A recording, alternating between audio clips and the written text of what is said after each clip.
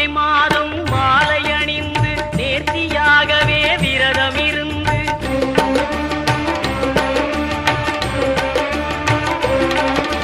பார்த்த சாரதியின் மைந்தனே உன்னை பார்க்க வேண்டி